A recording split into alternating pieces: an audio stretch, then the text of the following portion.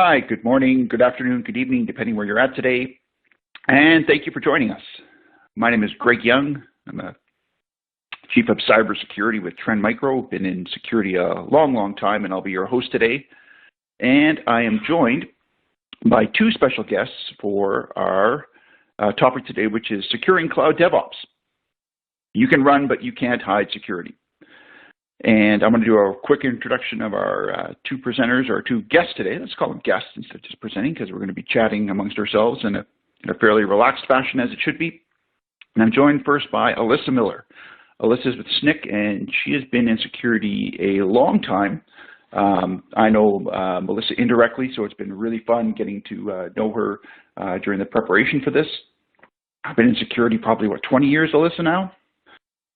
Well, security about 15, another 10 as a developer prior to that. Wow. That's the deadly duo, isn't it? We're going to be talking about dev and security today, and you've actually done both. This is like, is that even allowed in the security rules to actually have been a practitioner in the field you're securing? I'm not sure. It tends to be more common than you might actually think. Hey, give us a quick background of yourself. It'd be more interesting hearing it from you than me. Sure, yeah. So like I said, 10 years as a developer before I moved into security as initially a pen tester. Since that time, I've been, I worked quite a bit in financial services initially, but then moved into more of a consulting role, and now I'm actually an application security advocate here at Snyk. I speak pretty regularly on the public speaking circuit, if you want to call it that, reaching out honestly to the security community and just to share ideas, really hear what people have to say, share what I'm thinking, and really see how we can challenge each other to constantly be improving our security posture and our security program. Right, you've been active also in the SACA and Women of Cybersecurity as well. Correct. I'm a chapter leader for Women of Security, which is also termed WOSEC. I'm also a member of WECES, which is another women security group. And as you mentioned, yeah, I am a active member of ISACA as well, excuse me. I have a CISM certification, all that fun stuff. Oh, brilliant. Hey, thanks very much for joining us today. And also joining us today is Chuck Losh. Chuck comes to us from the Texas region. Chuck has a long history in cloud security, which is unusual because normally, again, cloud security has only been with us a short time, but Chuck has certainly been there from the beginning. So, Chuck, thank you for joining us. And hey, how about a quick, quick self-intro from you? Sure. Yeah, Greg. Nice to virtually meet everybody on the call. My name is Chuck Losh. I currently work as a sales engineer at Trend Micro. So every day I'm helping customers secure their cloud, right? So wherever they are in their cloud journey, if you're starting to do migrations, or doing cloud native, or just trying to build out that cloud center of excellence. So that's where I fit with the company and work with customers every day. Yeah, like Greg was saying, prior to working at Trend, worked on the other side of the table as a customer. I was a customer of Trend, and for 20 years I worked in IT.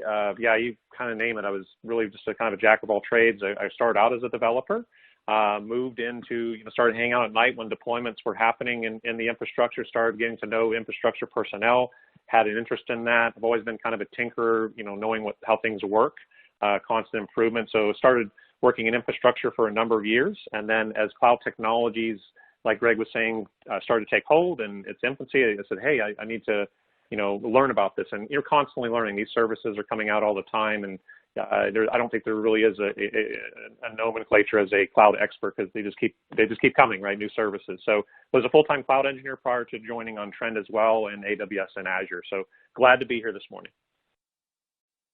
Well, thank you very much. And I think there's a real interesting theme between both your backgrounds as well, having worked actually in infrastructure and then, the infrastructure of security, which is remarkable. Again, my name is Greg Young, 32 years cybersecurity, military, government, private sector, former CISO of the Federal Department of Communications, and 14 years at Gartner before my current role. And I know less about DevOps and cloud security than my two guests today, so it's going to be fun learning from them.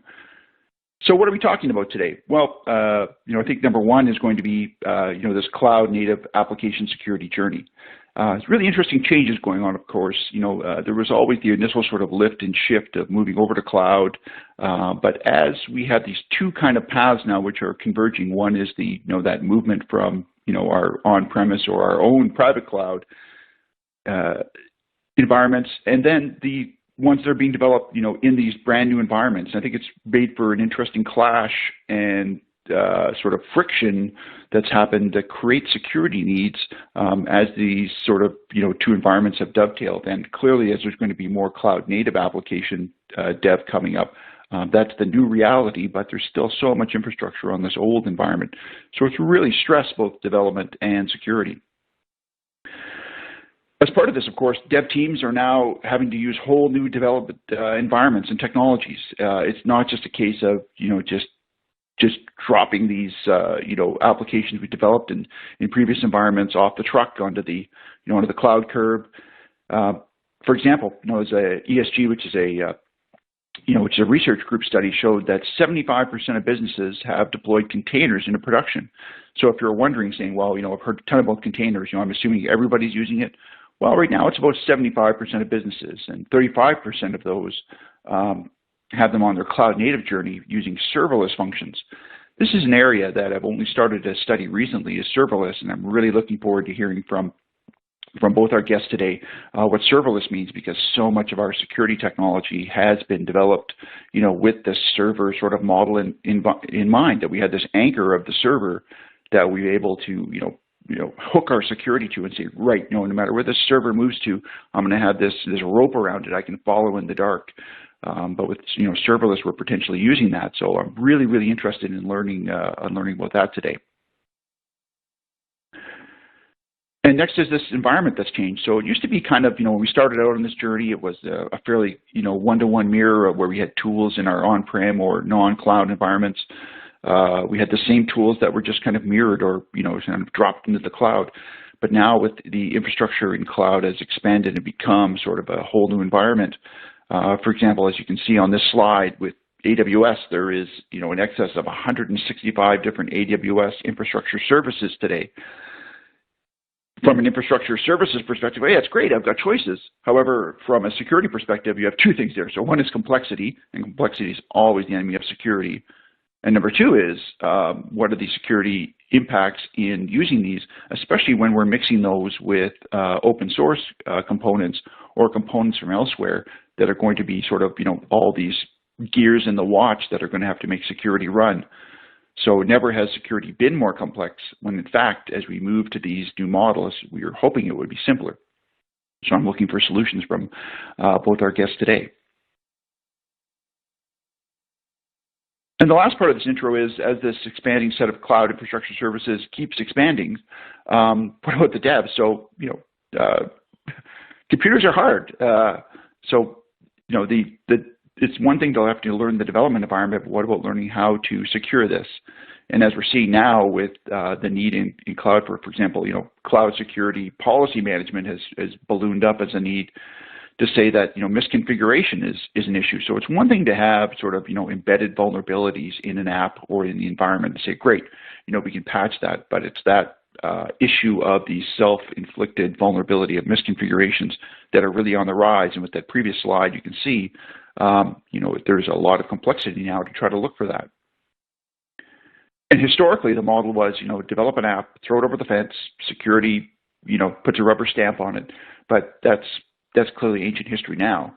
So with security having to be, built in, at dev time, and also just, on the fly, and as, applications come up and down, servers come up and down, having to maintain that security no matter what the platform and across multiple clouds, what's this going to mean now and how are we going to secure that? So, hey, it wouldn't be a webinar without a poll question. In fact, just to make sure we're all out there and alive and all right, here's the question before we jump in. In your current role, when do you tend to hear or be asked to work on security-related issues? Is it first in production? Number two, while coding? Three, in dev test? Or whenever there is an active security audit? And that last one can also be taken to mean when you hear there's going to be an audit and suddenly you get concerned about security. So I'll give you a quick moment to answer that poll. If I was more musically inclined than I am, we'd have some great hold music, maybe some retro stuff going on right now. And let's move on to see what our poll results are. Excellent, a good mix. Exactly spread across the board. So that's excellent. That shows that you know, it's all not one world out there. So enough for me. Let's talk about securing cloud DevOps. And our first topic is, what are the security issues of libraries and OS distributions in cloud and source code repositories? So to start off, hey Alyssa, I'd like you to maybe walk us down what you're seeing today as some of these issues around OS distributions in cloud and source code. Yeah, so diving right in, obviously a lot of people tend to connect a lot of the cloud native technologies now with the idea of a DevSecOps delivery pipeline and so forth. And additionally, there's a lot of the programming ecosystems that we're working within today that really tie nicely into these cloud native environments. The challenge with all of that, however, is as we've enabled developers to be more agile in how they develop, more efficient, and we've also given them more control over the infrastructure on which their applications are going to be deployed within those cloud native environments, we've also become far more just dependent upon open source software. And whether organizations realize it or not, and unfortunately not all of them do, a lot of these development ecosystems that their development teams are working within today have extremely high dependency on open source software. So for instance, if I look at one of the most infamous ones here is Node.js. And anyone that's developed in Node understands that when you open up a new project in Node, a new-to-you project, one of the first things you do is you sit there and you wait for Node to pull down all your dependencies. And so what we see in those projects, and this extends beyond Node, it extends into Java, we also see it in Perl as well, is not only when you're writing this software is your software pulling in maybe 5 dependencies. So you write a 80,000 line piece of software and you pull in 5 dependencies from the ecosystem. Well, each of those dependencies has its own sub-dependencies. And within those sub-dependencies, there's more sub-dependencies. And so where you had 80,000 lines of code and 5 dependencies, the reality is you have 75 transient dependencies that balloon your code to about 800,000 lines. And the problem with this is that it becomes very difficult to understand the complete composition of what your software is. We kind of refer to it as stranger danger, right? You don't know who's there and you don't know what threats they pose to your software. So as new vulnerabilities are discovered and so forth, you don't have necessarily visibility into that. That gets complicated even further now when we start talking containers and these cloud native environments, where now we've got developers who go to Docker Hub and they see, oh, here's a container, it's marked as the official container, and so that must be secure. I'll pull it down, I make that assumption, I do a pull for the latest tag on, say, the node container. And then I look at that container and, okay, you know, I know that I'm dependent on that, but what I don't necessarily realize are all the downstream dependencies of that container. And that just because it's listed as official, if I actually look at that node container, there's over 700 vulnerabilities in it. And so this is the challenge as we're moving into this DevSecOps world and we're tying it in with our cloud native environments and we're defining infrastructure within our code itself. These are the challenges that we're seeing, and really getting that visibility into the makeup of our software is extremely difficult. From a risk level, like for example, you see this every day. There's libraries, there's the OS, there's containers. Which do you think right now is sort of the riskiest one in especially multi-cloud? I don't know that there's really an answer to that, to be honest with you. So I'm actually knees deep right now in working on our annual State of Open Source Security report, and so I've been doing a lot of investigation into this. And the numbers I quoted about that node image, for instance, those weren't made up. That's the reality. If I go out today and pull the latest node image from Docker Hub, that's what it looks like. But on the flip side, I look at what we see in terms of open source packages and libraries, and I can see some of the same issues there. For instance, in 2019, there was a vulnerability that we discovered in Lodash. And Lodash is a wildly popular package in the Node.js environment that it's used so widely. I believe when we discovered this vulnerability, we ended up researching and finding out that there were 4.3 million projects in GitHub that had this particular Lodash package as a dependency. And so that becomes a challenge. So it's not just software, it's not just infrastructure, it spans across all of that. And then we start talking about things like Helm scripts. So now we're getting into Kubernetes, and I look at my Helm charts and what that means and how that introduces, again, dependency upon open source libraries and so forth, and then now configurations as well. And so to say that there's one particular one that's more risky than the other would be really hard to really say, because each one of these potentially affects millions and millions of deployments that are out there in cloud environments. Right. That makes sense. They're very specific to the environment. Hey, Chuck, how about you? What are you seeing in this area about the actual sort of libraries, OS distributions? So you spend a lot of time across the different cloud environments. What are you seeing, and maybe some of the differences between the cloud environments and the cloud service providers? Yeah, I think what Alyssa was saying to the point of pulling in that DevOps world, pulling open source. The beauty of open source is that it's open to the world, right? Anybody can consume that. So when she was saying things like pulling the latest image from Node, it's like, on Docker Hub, that's being taken care of me. I don't really need to worry about security there. So I see that a lot when I talk with customers, believe it or not. When we talk about some of our solutions, they're taking a look at their code, they're pulling in the latest image. The intrinsicity of there is there, hey, I'm secure.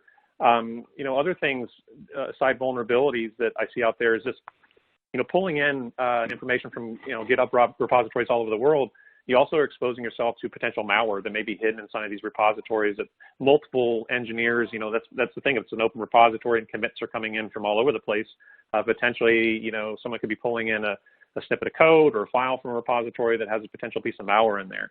So not just vulnerabilities, but malware as well. Also like secrets, internally. We talk about internal breaches, is that maybe a developer may be accidentally putting in, private key PEM file or Google Cloud secrets or AWS access keys just by accident to somehow pulled it in there.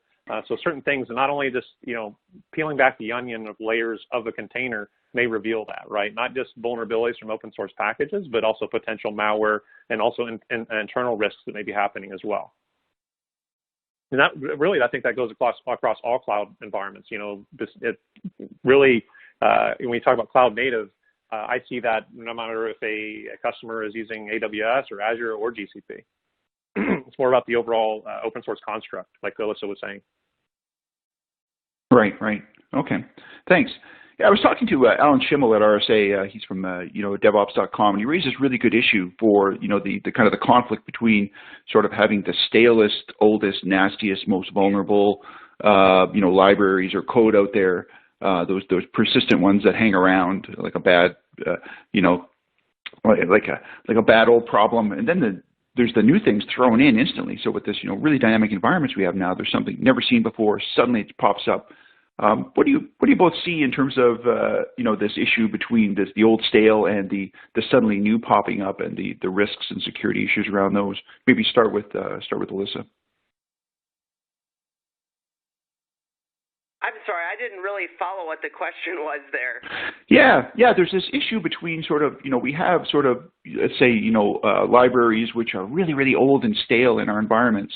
And that's a problem because they just kind of persist and they stay there. And there's this constant security problem from the really old ones, even if they've been subsequently patched or there's better, newer versions.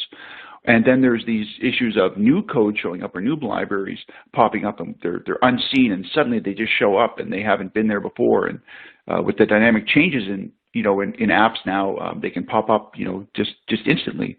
So what do you see sort of the problems around both of those? Are both now a problem, or does is the equal problem between the two, or is one greater than the other? Okay, I think I follow the question, but so let me take it up a level and really talk about package health in general. So when we look at open source, or we look at whether it's open source packages or it's container images, or now we're even seeing Helm charts as well. There's a lot of different schools of thoughts actually on how do you really measure the health of these, right? The fact that a package is old and hasn't been updated in a long time could be a sign that, it's been kind of abandoned, it's not seeing new development, and certainly if there's known vulnerabilities in it, that's a concern. But on the other hand, there's a lot of packages out there that don't get touched a lot because they simply are that stable. And so, it takes a greater level of intelligence gathering to really understand what story is being told there. Another one comes from, you mentioned, some more recent packages, and they have vulnerabilities in them potentially as well. Is a more recent package better because it is newer and it's being constantly maintained, or does the fact that it's young and maybe more mature mean that there's a higher threat profile? So the ultimate answer is here that there isn't a good answer, right? I mean, they're both significant threats, and we can expand and look at other things that people might use to measure the health of the different open source dependencies that they're pulling in, whether it's a container, whether it's a package in their software, whatever. But the fact of the matter is being able to not only identify known vulnerabilities in it today, but then being able to monitor it for the future and understand, how do I know if new vulnerabilities show up? And then understanding as well, even just how widely used it is. The more widely used ones, of course, are going to be more likely to find vulnerabilities, but those are also vulnerabilities then that are more likely to be reported, whereas less used packages may have vulnerabilities that get discovered but don't get reported. So it's a difficult challenge, and it's something that we're constantly working on, trying to put additional intelligence around. We're starting to leverage machine learning and so forth, even to try to build models to help us analyze this better and really come up with some type of idea of how do you really put all the intelligence behind this so you can assess the health of these different components that are ultimately a part of your overall deployment in that cloud environment. Okay, thanks. Hey, moving on to protection at runtime. So there's always been this historical sort of, there's been this approach in the past of sort of, scanning code, before it's run and then looking at it at runtime to see the differences or, the different sort of security views.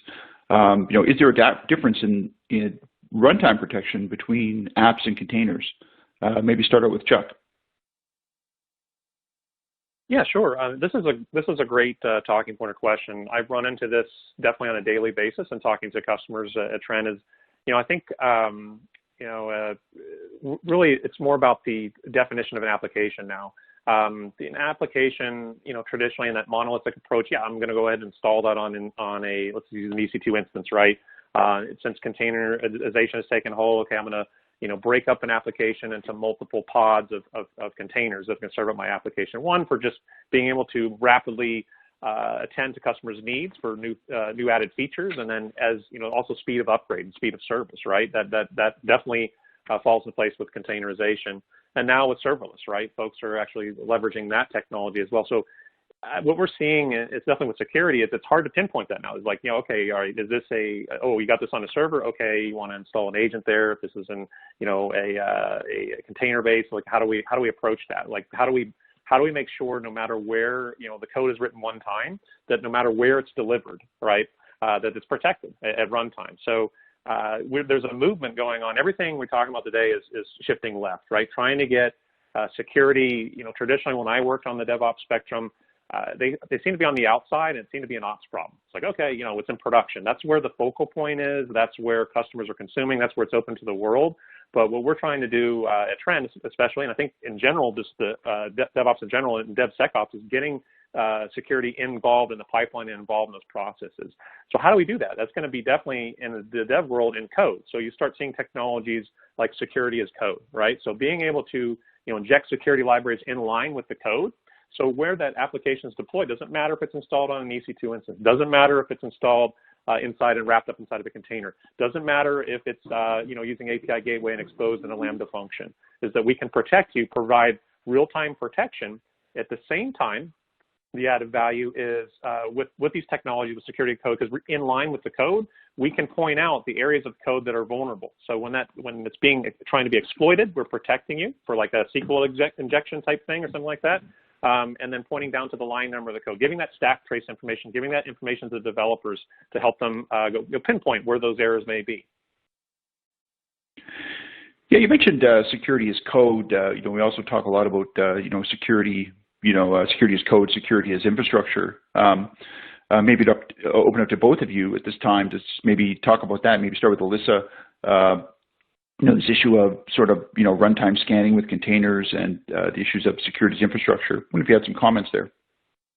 Yeah, so there's a couple challenges, and I actually want to build on this whole idea of shift left. We've been talking shift left really honestly as long as I've been in security. What's really going on with DevSecOps now is there's multiple motions. We've got security still trying to shift left, trying to get earlier, trying to be more engaged at the very earliest stages of the development pipeline. On the flip side, we've got our developers are pushing right. They're going further and further right. They have more responsibility for the build cycles, for the QA cycles, for the deployment cycles than they've ever had before, and now even into truly the ops environment with their definition of containers and all these environments and their clusters in Kubernetes and so forth. So you've got that motion. And then because, yes, all this is getting designed in code now, you've got your ops people who used to be very low in the stack are shifting upward.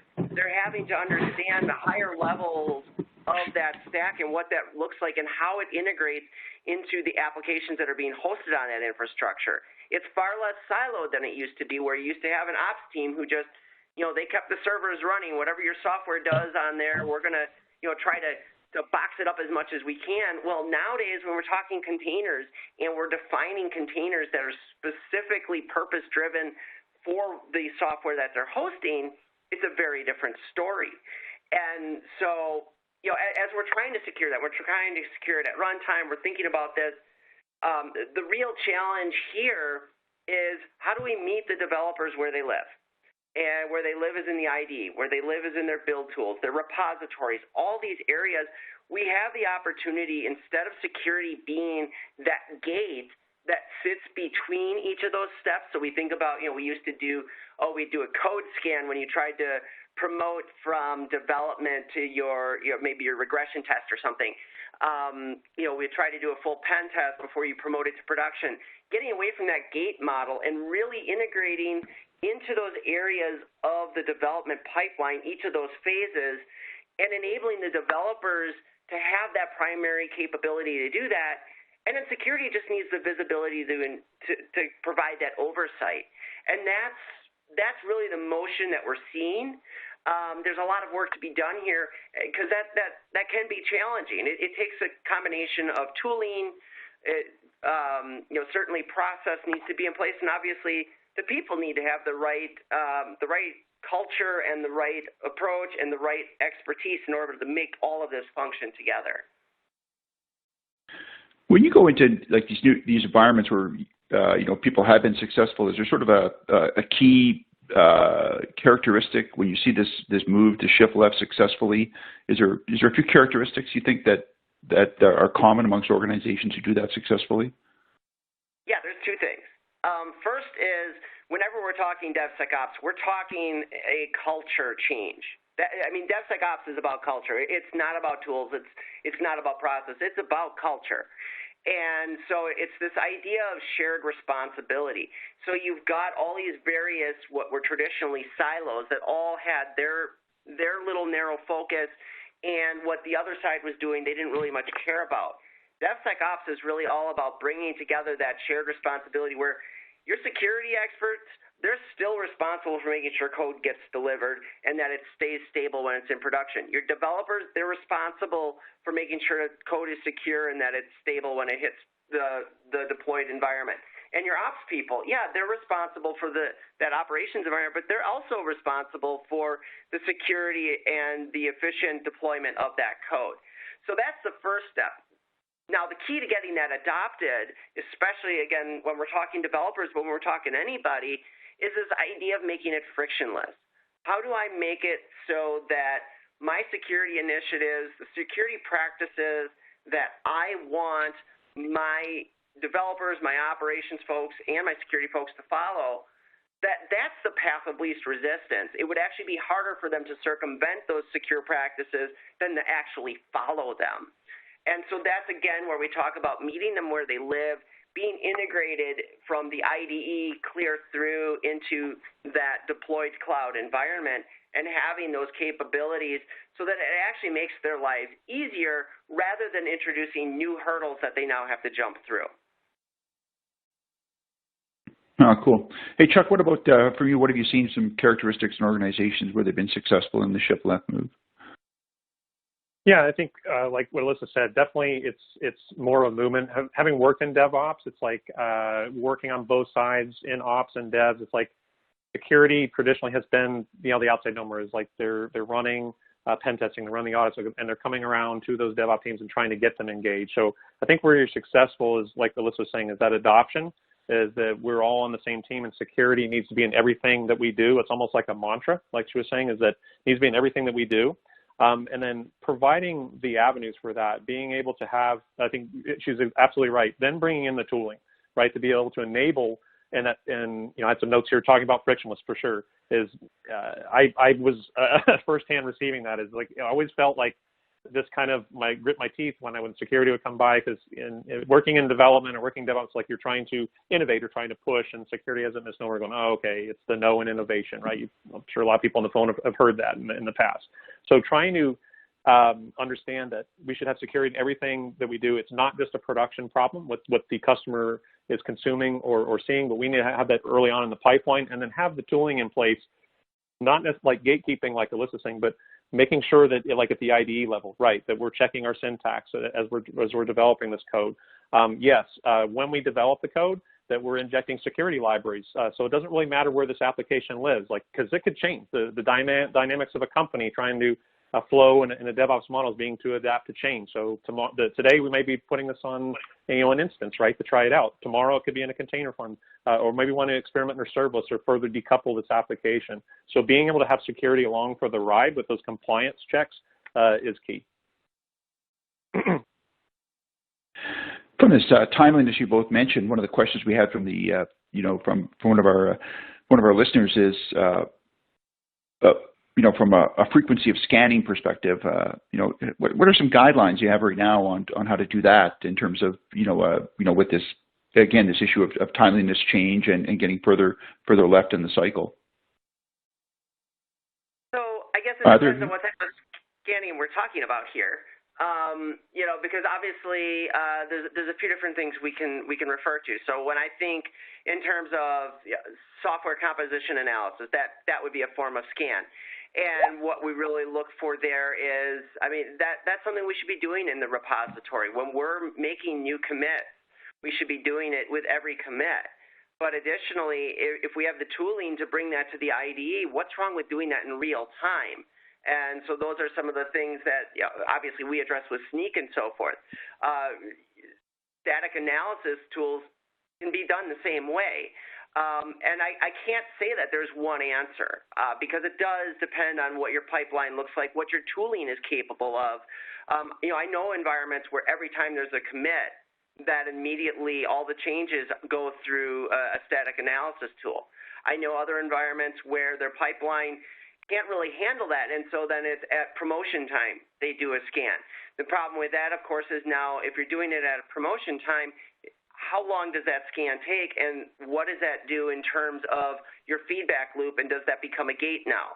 Because gates are those things that take that long time to produce the feedback to the developer, and instead of happening kind of in concert, they become the thing you're waiting on.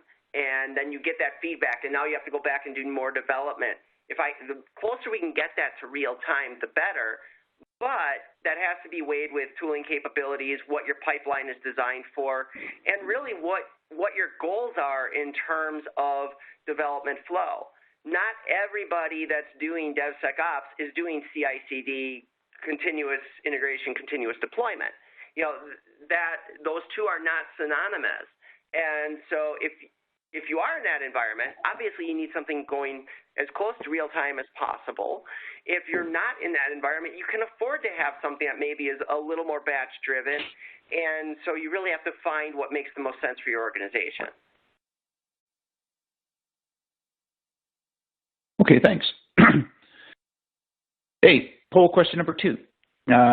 Where do most of your applications currently live in your cloud environment? Serverless, containers, instances, or a combination of all of the above? Give our guests a chance to have a drink of water before we show the results.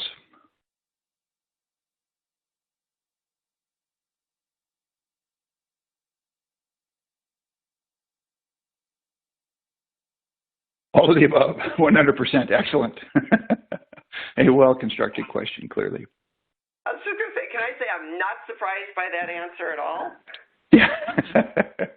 Security is a problem everywhere is kind of what my takeaway for that is.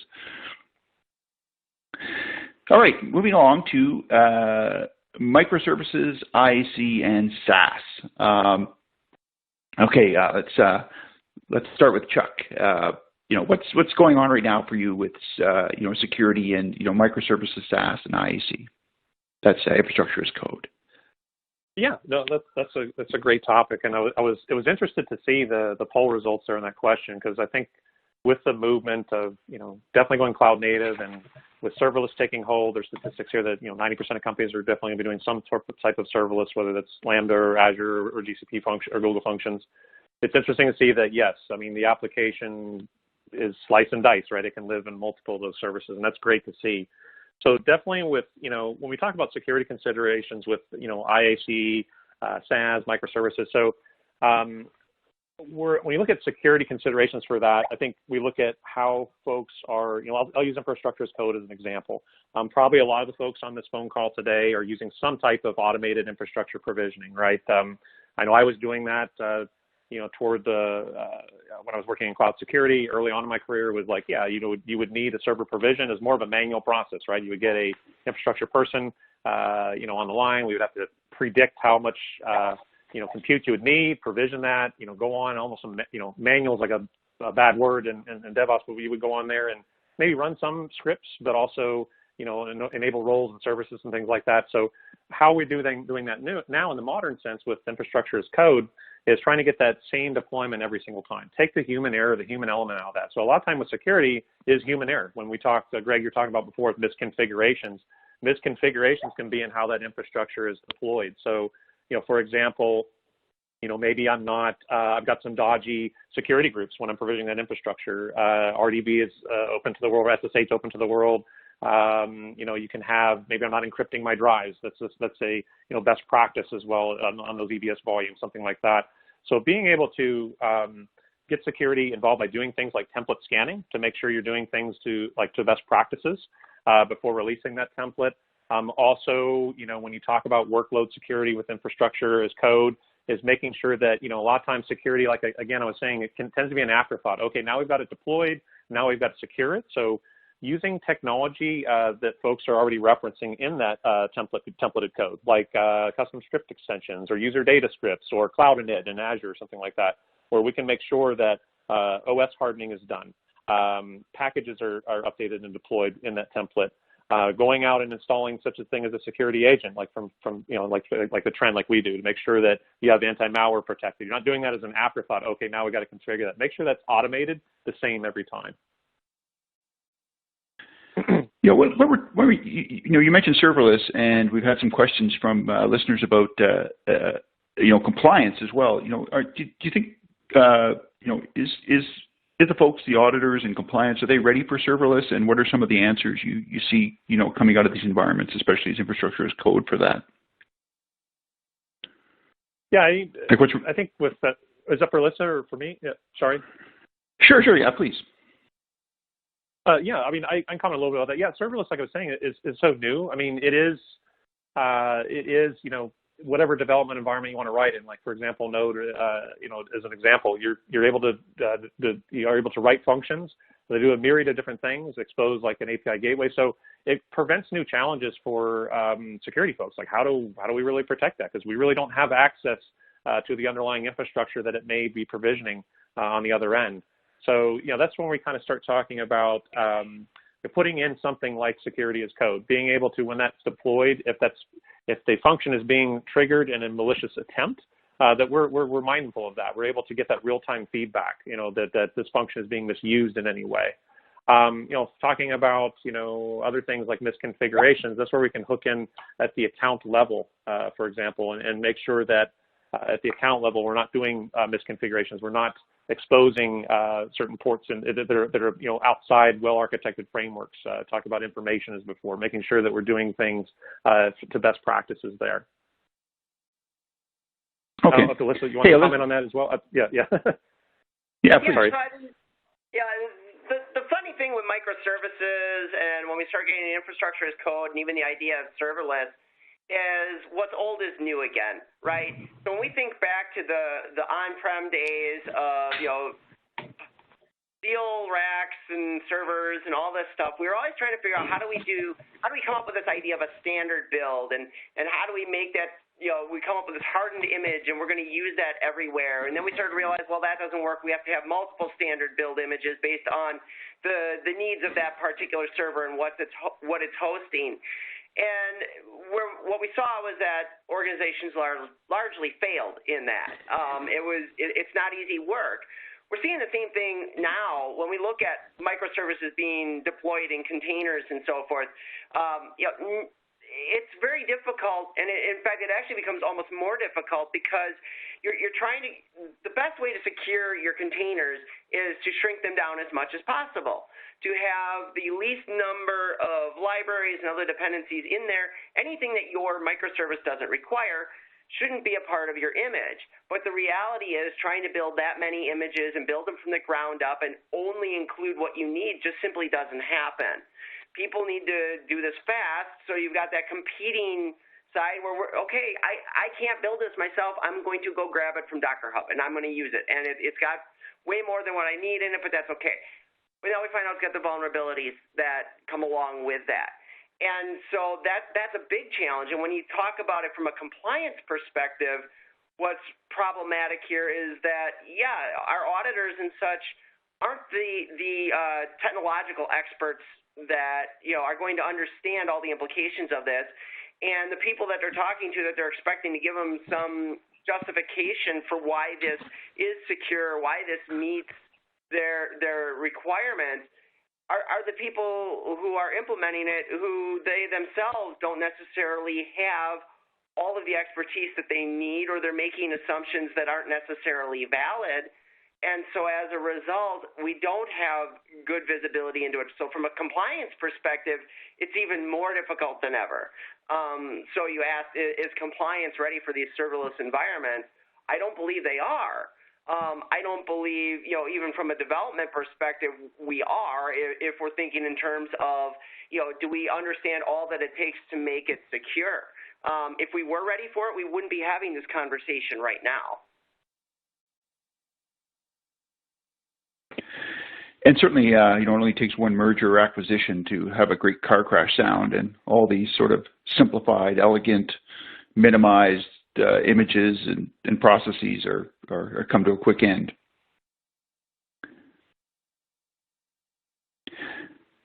Our fourth topic is vulnerability issues for IaaS, PaaS, and FaaS.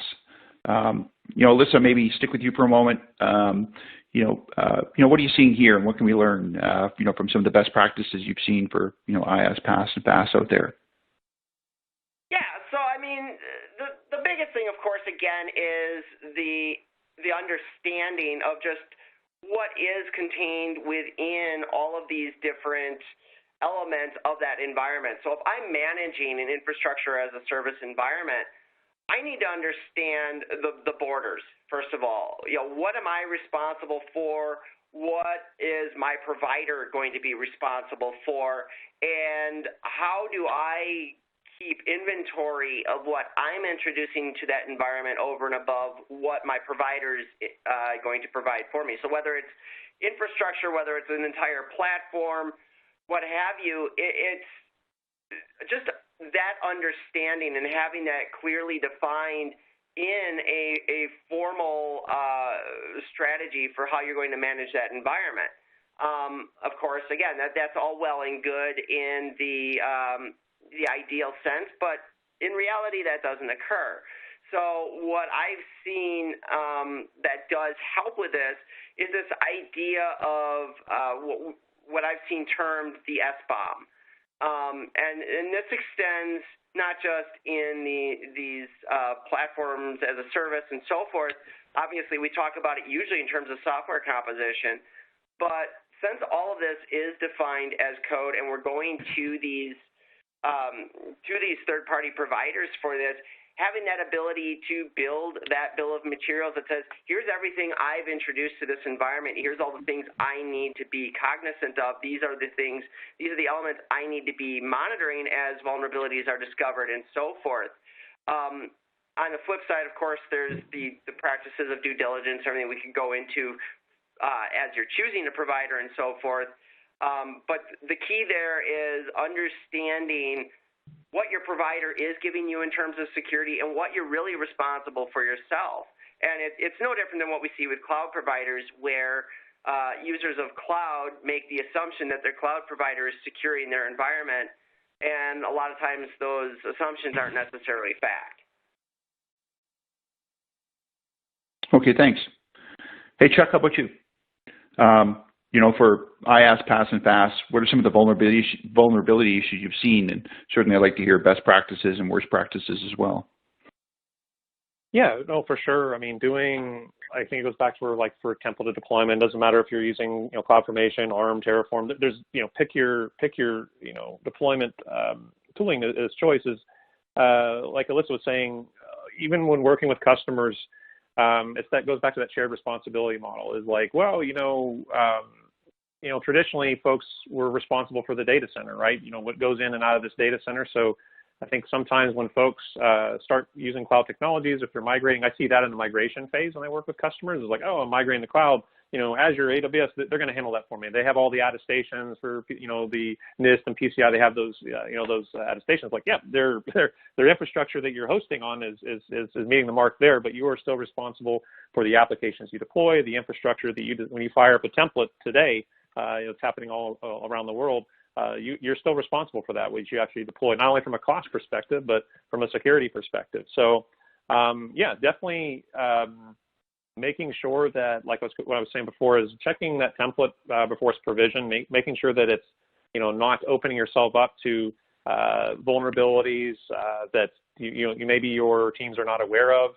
And then also when we switch into runtime protection, once that infrastructure is deployed, you're still responsible for the the ins and outs of that, what's going in and out of that particular server, what's exposed. So you still want that runtime level protection. I think once folks lift and shift or move an application out there, it's like, oh, well, the provider is responsible for that. Even when you talk about PaaS services. So it's still good to have, like I was saying before, having security as code and shipping, like maybe if you're shipping up into a PaaS service like Azure App Service Plan, you don't technically have the access to that infrastructure. right? You're just publishing your application up there to a deployment slot. But making sure that that security is code to protect it from a runtime level is still something you should do as a best practice. Hey, Chuck, we've talked a lot today about automation as part of this process, and, there's obviously getting away from the human heroics, but have you seen anything that really breaks automation? So what are the gotchas out there that, as we, have these, tools now and processes to try to automate as much as possible in the, looking for vulnerabilities and making sure we have security, what breaks that automation quite frequently you've seen out there? What are people doing to kind of trip themselves up? Yeah, I think early on when I started actually working, I guess, when DevOps wasn't a thing, I mean, it was like, there's a lot of kind of Wild West is you're actually deploying directly to production and things like that. That's definitely, you don't want to do that. So for automation, I think it comes back with doing proper testing, right? Is making sure that you have, when you talk about pipelines or CI/CDs, you have multiple pipelines going into a dev test environment. I'm sure a lot of the folks on the phone are already doing that.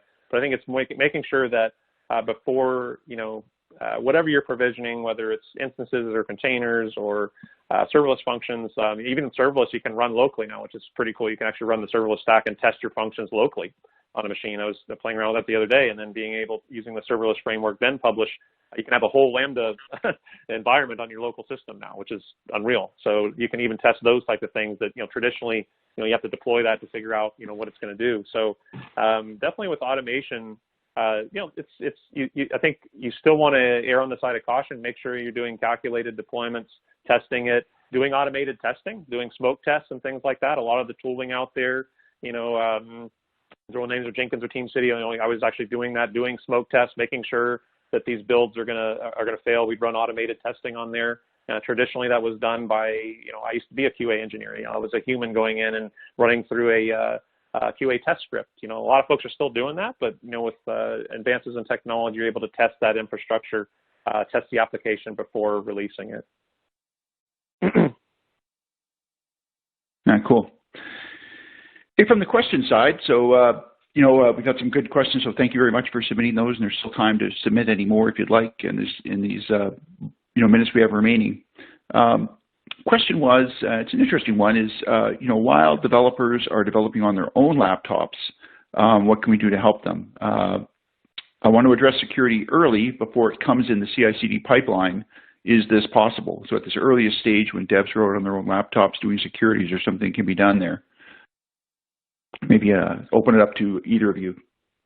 Yeah, so I'll jump in here because this is where meeting developers where they live is so important. So I'll return to that theme, and it's how do we bring some of this security capability as early on as possible? So for one, I'll mention again the idea of tooling that integrates into the IDE. So if you're there with them in the IDE, and there's different tooling out there. Snyk offers this. Other tools that address other capabilities do this as well from a static analysis perspective and whatnot. But being able to plug into that, or even plugging into their repository. At the end of the day, things are getting committed to a repository somewhere.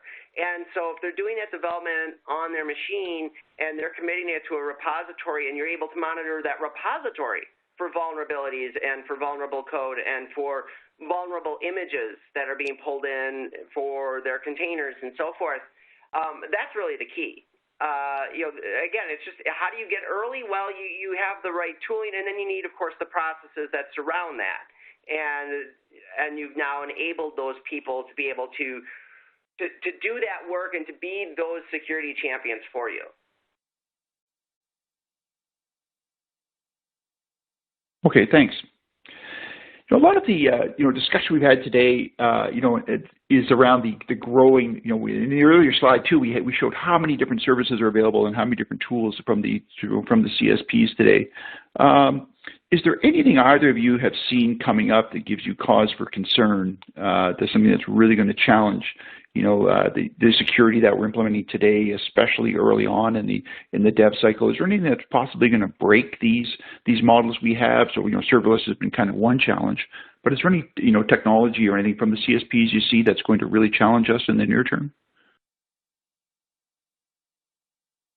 So yeah, I can answer that. So like what I've seen with customers that I talk to is definitely more in the cloud migration space. The folks have been running applications in a traditional method, on-premise in their data centers or colo facilities, and now they're starting to do migration, and they're starting to go, instead of going to the lift and shift was going directly to IaaS, they're trying to look at PaaS services. So I think that institutes a lot of challenges. Like how do we protect that?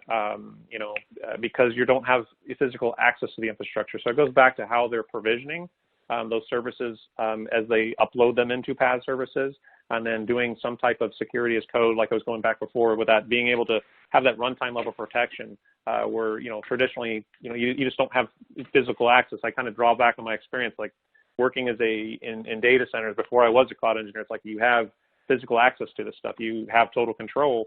You release some of that when you go to PaaS service. The benefit is that yes, I mean Microsoft or AWS is managing that, like AWS Fargate, for example, or ECS, or in Azure, like I talked about Azure App Service Plan, as they're taking some of the burden of that. The infrastructure used to have dedicated personnel to manage that, patch, maintain that all the time.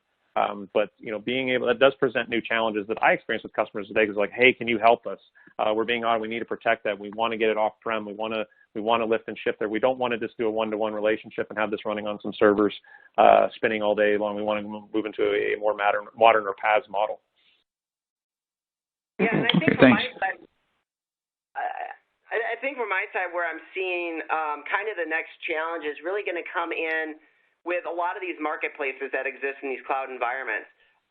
Initially they were pretty well managed, and you could kind of expect that anything you found in the AWS marketplace or in the Azure store, that was things you could trust. It was pretty easy to navigate. What we've seen is just this explosion of different tools and items that are available in your cloud environment that a lot of these organizations are becoming reliant on, but those marketplaces now are filling, and there's so much. It's that same competing noise that we see everywhere else in the security space, right?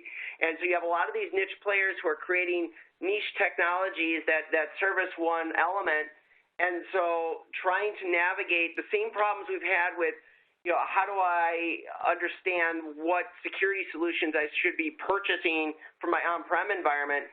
We're seeing that building in momentum now in these cloud environments. Everybody's talking cloud native security, and everybody's moving to that. And so having a cohesive solution that addresses your full pipeline start to finish, it's the model we want to follow, but I see we're shifting away from that more and more, and we're creating more and more noise, and it's becoming more and more difficult to assess what technologies should I really be adding to that cloud environment that are going to help make me more secure.